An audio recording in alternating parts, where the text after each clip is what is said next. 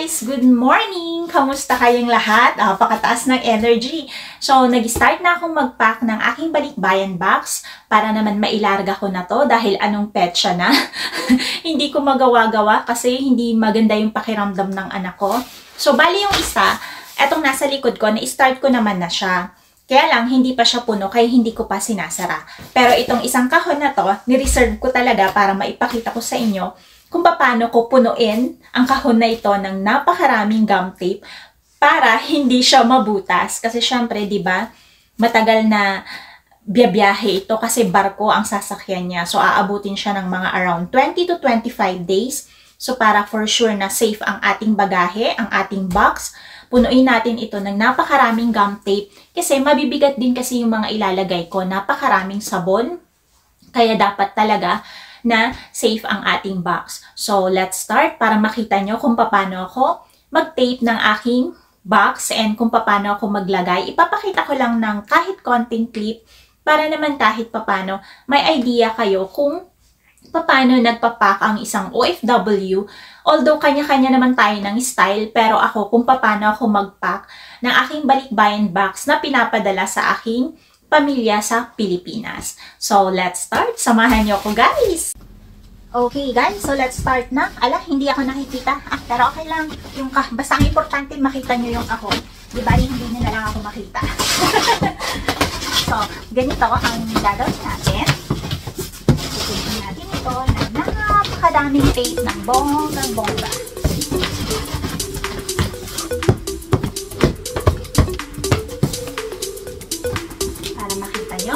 Kung paano ang so hindi na ako magdadaldal para ma-concentrate siya ng bongga.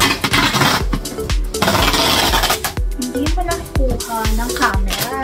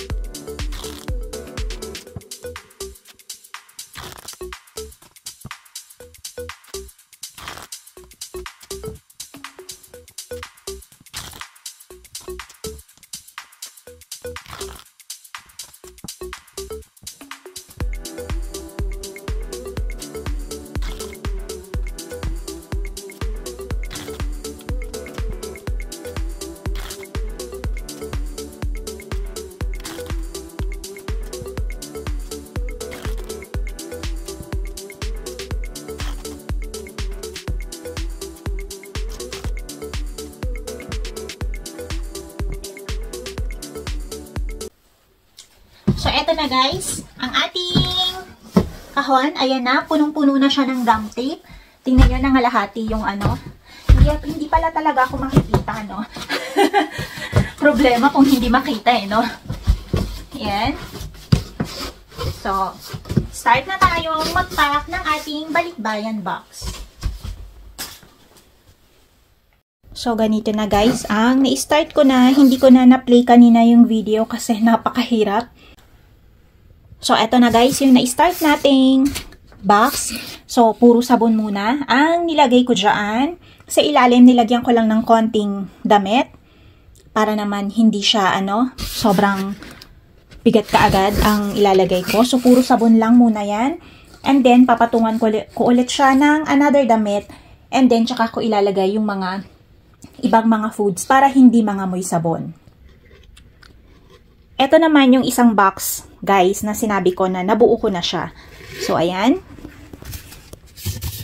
Merong barley, may mga cup ramen. Sa ilalim din yan, parehas lang nung isa, may sabon sa ilalim.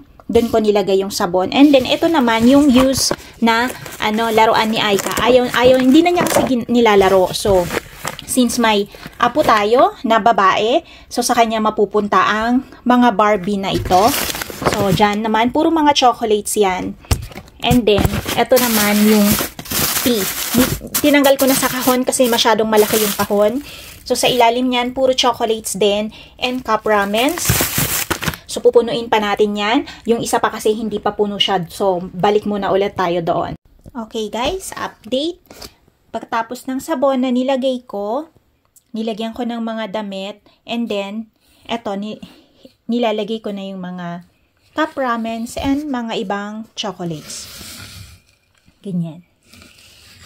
So, ganyan ang ginagawa kong pagpapak.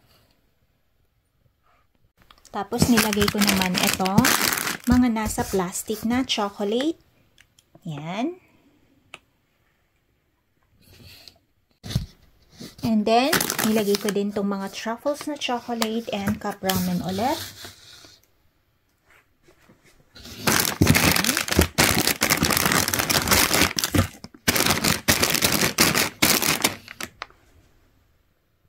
Naman, pinag-iisipan ko kung tatanggalin ko ba siya sa plastic na ilagay na lang dito. Kasi ito yung bibigay ko sa mga friends natin na taga-bukbok na supporters natin.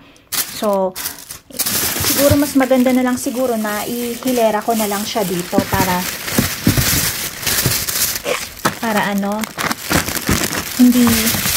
hindi masyadong maaksaya ang space. Kasi pag nilagay ko lang siya na naka-plastic,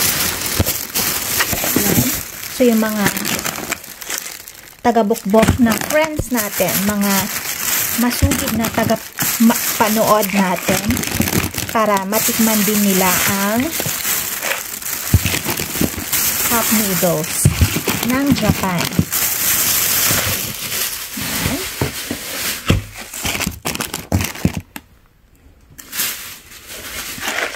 So, para alam na nila nanay kung ano yung ibibigay nila, binigyan ko na lang ng mga pangalan para hindi na sila magkamali. So, pati yung mga chocolates din. Yan. So, puro cup ramen and then sa ibabaw naman yung another chocolate ulit. Ito din, nasa plastic. Ito yung set na ibibigay ko sa mga followers natin sa taga-bukbok. Ayan. May mga pangalan na yan. Gumawa na ako ng names nila dito. Yan. Bukbok talaga, main.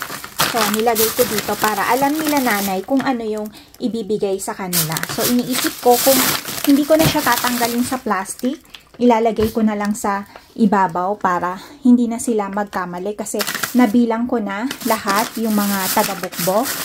So, mag-upload tayo niyan yung videos kapag na-receive na nila. So, abang-abang kayo dyan, mga taga-bukbok, ang ating mga friends na legit na supporters natin. Maraming salamat, mga taga-bukbok. Ito, antayin nyo yung chocolate, cup ramens, and sabon para sa inyo. Okay, so update. Ayan naman. Ito sa isang kahon na to, nilagay ko yung mga KitKat, and meron ding mga ramens. And then, ito yung para sa mga taga-bukbok. Hindi ko na tinanggal sa plastic. And sa pinakailalim din yan, yung sabon. May mga kape, ganyan. Kasi si nanay, favorite niya ang kape dito sa Japan. So, hindi yan pwedeng mawala. Ito yung isang box, guys, ha. Ayan, pasensya na, ang daming kalat. Kung makikita nyo, inaayos ko kasi. Ayan. And ito naman yung isang box natin. Ayan. So, ayan. Tingnan nyo, ang daming kalat. Pasensya na. Ayan. So, malapit na tayong matapos. At sa wakas, nakabuo din ako ng isang video. Yun lang naman ang habol ko. Yan. So, ito guys. Ang next naman na nilalagay ko dito is mga Alford na chocolate. Pasensya na kung magulo ang pagkuha natin. Kasi, hawak-hawak ko lang yung camera. Yan. So, puro mga Alford naman ang inibabaw natin. And then, ilalagay ko dito yung mga use bags ni Irie kasi yung pamangkin ko, yung anak ng pamangkin ko si Nikki, eto, kasi hindi na ginagamit ni Aika ito, so since magagamit niya doon kasi pwede pa naman, 'di ba, kaysa iba itapon natin, no itapon, pwede pa naman siya, 'di ba guys? So tingnan niyo naman 'yan. Napakalinis pa. So ilalagay ko na lang diyan para magamit ni Nikki. So, ayan na yung isang box natin, guys. And, tingnan nyo, may mga kalat pa doon. And then, ito naman yung isang box natin. So, at lalagyan ko na lang ng mga used clothes, tsaka yung mga maliliit na dress ng mga bata. And then, may go na natin itong box. So, gagawa na lang ako ng isang video para ipakita yung kung ano yung ibibigay ko sa aking lucky commentator, and syempre, iba din yung ibibigay ko sa mga taga-bukbok. So, abang-abangan ninyo ang video na yan. So, ayun guys, pagod na ako. Dito ko na rin tatapusin ang ating video para maayos ko na ito, maisara ko na yung kahon kasi nalagay ko naman na lahat yung mga chocolates, ramens, mga sabon, mga kape, ganyan. So, ayun, nakita nyo na din yung ibibigay ko para sa mga taga-bukbok. And, syempre, meron din ako para sa ibang followers na laging nagko-comment sa ating mga video. So, abang-abang po kayo kung sino ang mabubunot ko dyan. Kasi meron din kayong chocolate, sabon, and cup ramens. And, kung malayo man po kayo sa lugar namin, ako na din po ang bahalang magbayad ng shipping fee para ma-receive nyo na libre lang lahat. Ayun. So, meron pa dito mga bags na ilalagay, mga ginamit ng mga anak ko. Ito. So, mapupunta lahat ito kay Nikki kasi siya lang yung babae na apo.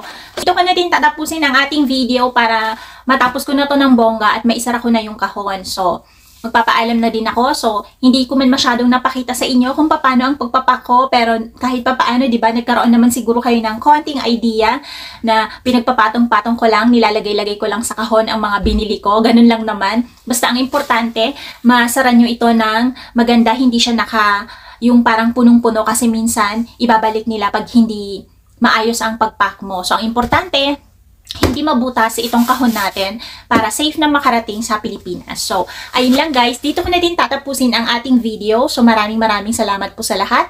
Abangan nyo na lang po ang aking pag-giveaways, especially sa mga laging nag-comment ng ating mga videos and especially din sa mga taga-bukbok na super supportive. So, nakita nyo, meron kayong chocolate, sabon, and cup ramen. So, abangan nyo ang pagdating nitong box na ito. So, ayun lang, maraming pong salamat sa inyong lahat. At kung bago ka sa ating channel, please consider po subscribing, like, and share. iVlog Umoyari. Maraming pong salamat. Hanggang sa susunod na video, sana magkita-kita po tayong muli. Bye guys! Thank you!